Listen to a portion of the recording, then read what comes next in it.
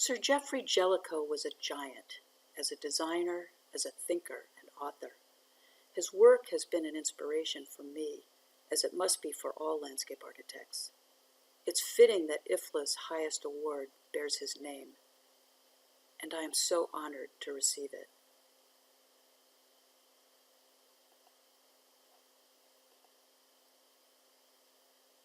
What I want to do in the next few minutes is to share with you some reflections on my own experience in broadening the appreciation for our wonderful profession, in pointing to its accomplishments and promise, in expanding the scope of its practice and theory. For me, practice and theory are completely linked. Without practice, there would be no theory, and the purpose of theory is to support and advance practice. All my books have grown out of the practice of landscape architecture and the reflection on its history. I want to expand and enrich the practice and theory of our profession from within, but I also want to increase the understanding and respect for our work among others. For landscape architecture has a vital and essential role to play in addressing the world's most pressing problems. Human survival depends upon adapting ourselves and our landscapes in new, life-sustaining ways, on shaping places that reflect the interconnections of air, earth, water, life, and culture, that help us feel and understand these connections, landscapes that are functional, sustainable, meaningful, and artful. My career as landscape architect, teacher, author, and photographer has been dedicated to advancing this goal. I once thought that the obstacle to achieving that goal was lack of knowledge, and I wrote my first book, The Granite Garden, to fill that void. The book presents, synthesizes, and applies knowledge from many disciplines to prove that cities are part of the natural world, to show how they're shaped by natural processes, and to demonstrate how they can be planned and designed in concert with natural processes. Organized by sections on air, earth, water, life, and ecosystems, the book describes successful cases from the scale of house and garden to the scale of city and region. The Granite Garden was well received when it was published in 1984, and it gained a broad general readership. But where's the art? Was the response of some landscape architects. Their question perplexed me because aesthetics was a driving force behind the book. But in the 1980s, there was a deep divide among landscape architects between those who advocated ecological design and those who promoted landscape as art. To heal this divide, I edited a special issue of Landscape Journal in 1988 on nature, form, and meaning, and wrote the poetics of city and nature. My essay was a manifesto for a new aesthetic for urban design that would celebrate natural processes and make them more visible and tangible, that would fuse function, feeling, meaning, and art. Poetics also urged designers to reclaim urban infrastructure as a domain of landscape architecture. I was frustrated by another response to the Granite Garden. Many people, including landscape architects, told me, "I can see how your ideas apply to the design of new towns, but what about existing cities? They're already built." So I started the West Philadelphia Landscape Project in 1987 to provide answers to this question, to explore how to restore environmental quality and rebuild low-income communities in existing cities. By then, I was teaching at the University of Pennsylvania, and I developed an academic practice where my teaching salary, along with grants from foundations and public agencies, supported a series of design and planning experiments. I studied vacant land as a potential resource and discovered a striking correlation in low-income neighborhoods between abandoned land and valley bottoms, the former floodplains of buried streams. The Mill Creek, for example, once drained 2/3 of West Philadelphia. In the 1880s, It was buried in a sewer, its floodplain filled in and built on, but it still drains the stormwater and carries all the wastes from over half of West Philadelphia. During the 20th century, the buried creek undermined buildings and streets. In wealthy neighborhoods, the land was rebuilt, but in poor neighborhoods, it often remained vacant. Burying the creek in a sewer created another problem: combined sewer overflows. After major rainstorms, the flow in the sewer exceeds the capacity of the sewage treatment plant, and so the combined stormwater and sanitary sewage overflows into the river. In the 1880s and 90s, there were few funds to rebuild low-income neighborhoods, which had suffered disinvestment for many years. But there was money for cleaning up water pollution from combined sewer overflows. One approach, advocated by engineers, was to build underground tunnels to store the combined sewage. But why not address the problem with a cheaper solution? Prevent stormwater from entering the sewer in the first place by capturing it in green infrastructure projects on low-lying vacant land that could also be public parks. Green infrastructure was a well-accepted idea by the 1980s. The only new things about my proposal were to apply this approach to preventing combined sewer overflows instead of floods, to recognize the resource represented by vacant land on buried floodplains, and to use funds for improving water quality to rebuild inner-city neighborhoods. Since 1987, this proposal has been a key part of the West Philadelphia Landscape Project. In the 1980s and early 1990s, I shared our database and proposals with public officials. I hoped to convince the city to adopt the proposals. But when the city's plan for West Philadelphia was published in 1994, it said nothing about restoring the natural environment, and it failed to mention the buried floodplain and the problems it posed. That year, subsidized housing for first-time low-income homeowners was built on the buried floodplain of Mill Creek. Confronted with skepticism about the existence and hazards of the buried floodplain, I began to understand this resistance as a form of illiteracy, an inability on the part of public officials, and even Mill Creek residents themselves, to read the signs of ongoing natural processes in the urban landscape. So I organized my teaching and research to address this kind of illiteracy. My students and research assistants analyzed the urban watershed, demonstrated how stormwater could be collected in landscape projects, and produced designs to illustrate what such stormwater detention projects would look like, how they might be implemented, and how they would work.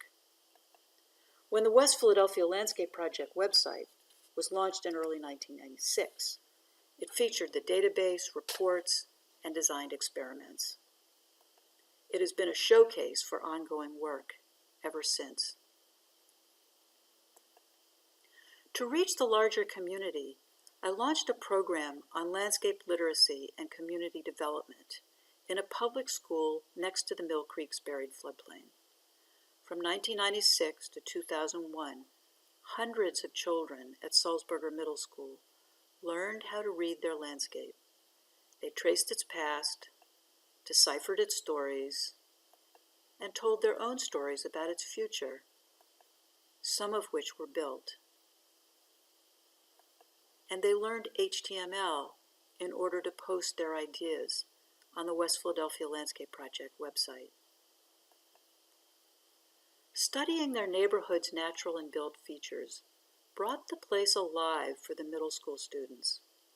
An understanding of their own landscape opened wider vistas. It introduced them to broader social, political, and environmental issues, and it promoted other learning. 20 years ago, I thought that the worst effect of landscape illiteracy was to produce environmental injustice in the form of physical hazards to health and safety. The middle school students showed me that there's an even greater injustice: the internalization of shame for their neighborhood. Without an understanding of how the neighborhood came to be, Many children believed that the poor conditions were the fault of those who lived there. Once they had the knowledge and skill to read the landscape's history, they began to see their home and themselves in a more positive light. They came to consider the possibility of alternative futures, and they had so many ideas. To read and shape landscape is to learn and teach, to know the world, to express ideas, and to influence others. Finally, by the late 1990s, the idea of using green infrastructure to eliminate combined sewer overflows was taken up by the Philadelphia Water Department, which produced Green City Clean Waters, a landmark plan which was adopted by Philadelphia in 2009. The West Philadelphia Landscape Project served as a laboratory for my second book, The Language of Landscape, which argues that landscape is a form of language, and that in shaping landscape, we humans express purpose, values, and ideas. This language underlies the great works in Susan and Geoffrey Jellicoe's classic book, The Landscape of Man, and it underlies ordinary, everyday landscapes too. The book calls for a change in the way we shape our environment. Its goal is to help people read the environmental, social, economic, and political stories embedded in their local landscape, and to inspire them to envision new stories and new landscapes.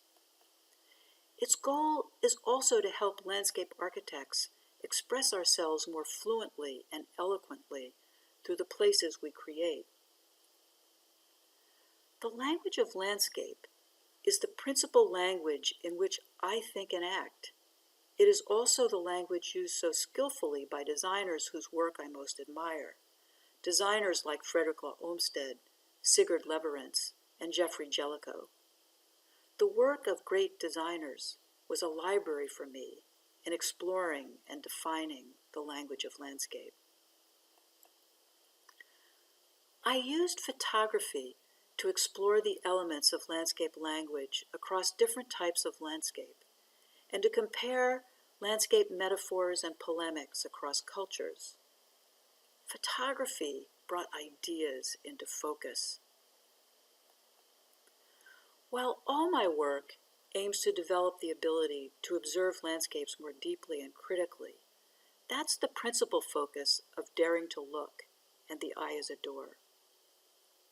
Seeing is for me a way of knowing, and photography is a way of thinking. The Eye is a Door invites the reader to join in this process of seeing, thinking, and discovery. In many ways, The Eye is a Door is a sequel to The Language of Landscape. The photographs here, individually and in pairs and sequences, present many of that book's arguments and ideas.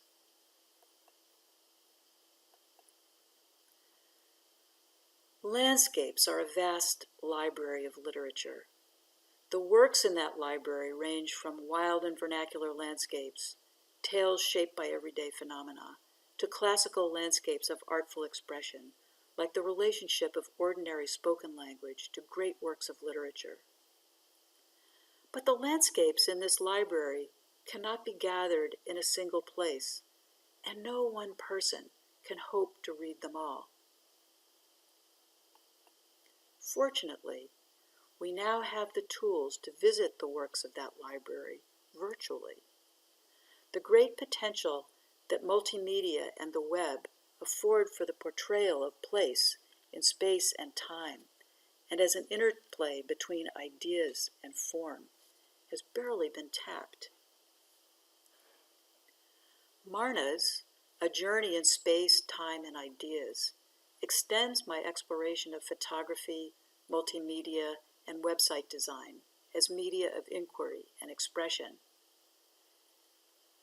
Marna's is the garden laboratory of the master designer-theorist Sven Ingvar Andersson, who documented his experiments there through thousands of photographs taken over the course of 50 years.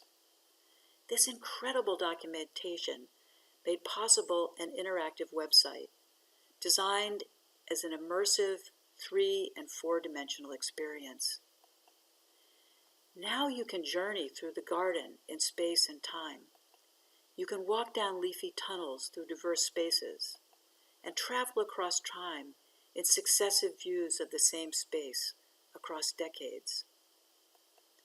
On this self-guided tour, you encounter short multimedia videos where Anderson's own words reveal his thinking. Or you can also take a guided tour with Anderson as guide, hear his stories, watch the garden change through seasons and years, follow the ideas that drive the form. You can watch the film on a big screen, or you can view it on your smartphone. I've been experimenting with multimedia videos since 2012, when I first went back to interview people who had been engaged with the West Philadelphia Landscape Project over the past 30 years. Their stories are captured in short videos. Teachers tell how our program on landscape literacy transformed their students and their school. One of those students reflects on how the program saved her life. A community activist recounts the impact of our partnership.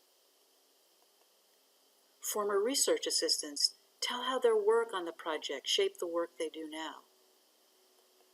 You can also hear my own proposals for the buried river and the Water Commissioner's story of how Philadelphia developed Green City Clean Waters, the city's landmark proposal for reducing combined sewer overflows through green infrastructure.